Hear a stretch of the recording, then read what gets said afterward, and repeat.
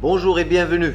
N'hésitez pas à liker la vidéo si elle vous plaît. Et si vous êtes nouveau sur la chaîne, n'oubliez pas de vous abonner et d'activer la notification pour ne rater aucune de nos prochaines vidéos. On commence. Si vous ne le faites pas, rien ne sera possible. Si vous essayez, au moins vous aurez un espoir.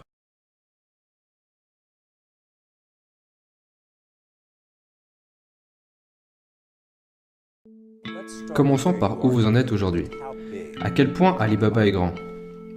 Combien de personnes se connectent tous les jours? Combien de personnes se connectent par semaine? À quelle vitesse grandissez-vous? Nous avons plus de 100 millions d'acheteurs qui se connectent à notre site tous les jours. Et nous avons créé 14 millions d'emplois en Chine, directement et indirectement. Et nous sommes passés de 18 personnes à 30 000 personnes. 18 personnes dans mon appartement et maintenant nous avons un campus entier. En comparaison à 15 ans en arrière, nous sommes grands. Mais en comparaison à 15 ans plus tard, nous sommes juste un bébé. Vous avez essayé d'entrer dans 3 universités. À chaque fois, ils vous ont rejeté. J'avais essayé, il y avait cet examen que les jeunes, en fait si vous vouliez aller à l'université, vous deviez passer cet examen. Et j'ai échoué 3 fois. Mais j'ai beaucoup échoué. J'ai échoué pour les choses marrantes pour lesquelles j'ai échoué, par exemple un test en école primaire 2 fois.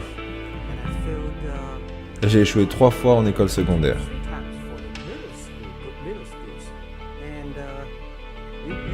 Vous ne pourriez même pas y croire. À Hangzhou, dans ma ville, il n'y avait qu'une seule école secondaire, qui ne durait qu'une année.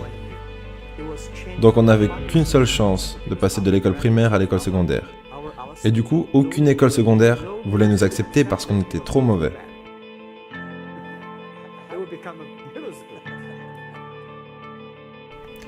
Quel effet ça a eu par contre de vous faire rejeter? Vous savez, je pense qu'on doit s'y faire. Nous ne sommes pas si bons. Même aujourd'hui, nous avons encore beaucoup de gens qui nous rejettent. Je pense que quand j'ai été diplômé de l'université, mais même avant ça, pendant 3 ans j'ai essayé d'entrer à l'université. Et j'ai également postulé pour des jobs. J'ai été rejeté une 30aine de fois. Je suis allé à la police, ils m'ont dit non, tu n'es pas assez bon. Je suis même allé chez KFC.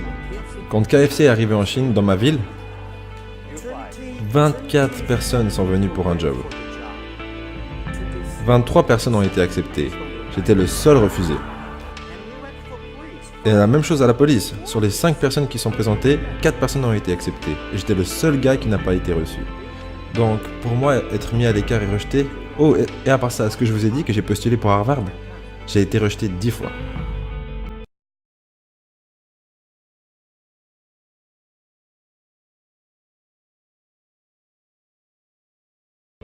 Mon ami avait ouvert un petit business qui était environ 10% plus grand que cette pièce. Et il y avait beaucoup d'ordinateurs. Et il m'a dit, ça c'est Internet. Et je lui ai demandé, c'est quoi Internet? Puis il m'a dit, cherche ce que tu veux. À cette époque, ils utilisaient le navigateur Mosaic, c'était très lent. Et j'ai dit, je ne préfère pas l'utiliser. Car les ordinateurs étaient tellement chers en Chine que si je le foutais en l'air, je n'aurais pas pu rembourser. Et il m'a dit, fais juste une recherche. Donc j'ai fait une recherche avec le mot bière. Je ne sais pas pourquoi, sûrement parce que c'était facile à écrire. Et j'ai vu des bières allemandes, des bières américaines, des bières japonaises, mais il n'y avait pas de bière chinoise. Et je me suis dit, ok, rajoute le mot Chine.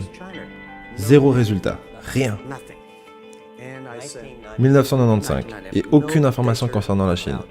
Donc j'en parle à mon ami et je lui dis, pourquoi pas créer quelque chose concernant la Chine?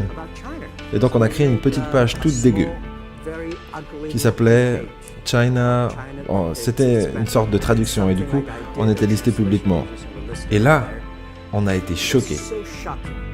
On avait lancé le site à 9h40 le matin et à 12h30, je reçois un appel de mon ami et il me dit « Jack, tu as reçu 5 emails ?» Et je lui dis « C'est quoi un email ?» Mais vraiment c'était le truc. Les gens étaient tellement enthousiastes, ils me demandaient « Mais où es-tu ? C'est la première fois que je vois un site chinois comme ça. Est-ce qu'on pourrait faire quelque chose ensemble ?» Et là je me suis dit C'est quelque chose d'intéressant. On devrait le faire. Quel produit avez-vous? Qu'est-ce que moi j'ai? On parle beaucoup, mais on ne fait pas de business. Il n'y avait aucune possibilité de paiement. Et j'ai donc contacté les banques, mais aucune banque voulait le faire. Ils disaient, ah non, ce truc ne fonctionnera jamais. Donc, je ne savais pas quoi faire. Car si je mettais en place un système de paiement, c'était contraire aux lois financières. Parce qu'il est nécessaire d'avoir une licence. Mais si je ne le faisais pas, notre e-commerce allait droit dans le mur. Alors je suis allé assister à un séminaire sur le leadership. Le leadership, c'est prendre des responsabilités. Et après avoir suivi cette présentation, j'ai passé un coup de fil à mes amis, mes collègues avec qui je vivais dans mon appartement, et je leur ai dit, faites-le maintenant, immédiatement. Si ça se passe mal, que le gouvernement n'est pas content, si quelqu'un doit aller en prison, Jack Ma ira en prison. Parce que c'est tellement important pour la Chine et pour le monde de créer un système fiable. Mais si tu ne le fais pas, et ne le fais pas correctement, vol, blanchiment d'argent ou manque de code dans les transactions, c'est moi qui t'envoie en prison. Donc c'était ma façon de voir les choses. Et les gens n'aimaient pas ça. Mais tellement de personnes à qui je parlais durant cette période concernant Alipay me disaient « c'est l'idée la plus stupide que tu n'as jamais eue ». Et je disais « je ne pense pas que c'est stupide, du moment que les gens l'utilisent ». Maintenant, il y a plus de 800 millions de personnes qui utilisent Alipay. Au départ, quand j'étais jeune, je pensais que tout était possible. Maintenant, je sais que tout n'est pas possible. Il y a des choses auxquelles nous devons penser. On doit tenir compte des autres, tenir compte des clients, de la société, ses employés, ses actionnaires. Il y a tellement de choses. Mais si vous continuez à travailler dur, il y a des solutions. Je pense pas vraiment que j'étais très enthousiaste concernant ce qu'on faisait au départ. Durant les 5 premières années, je voulais juste survivre. Et 5 ans plus tard, C'était en 2000. oui. Et après coup, je me suis dit, waouh, la vie de tellement de gens a été changée. J'étais tellement content. Vous savez, pendant les 2-3 premières années, nous avons fait aucun revenu. 0 revenu. Mais on était tellement motivés à continuer de travailler. Vous savez ce qui s'est passé une fois? Je me souviens, une fois quand j'étais au restaurant et que j'étais en train d'essayer de régler la note. Le propriétaire du restaurant vient me voir et me dit « Monsieur, votre note a déjà été payée par quelqu'un. » Et sur la note, c'était écrit « Bonjour Monsieur Ma, je suis l'un de vos clients d'Alibaba Group, ou plutôt de la plateforme Alibaba. Je gagne beaucoup d'argent et je sais que vous n'en gagnez pas. J'ai donc réglé la note pour vous. Si vous ne le faites pas, rien ne sera possible.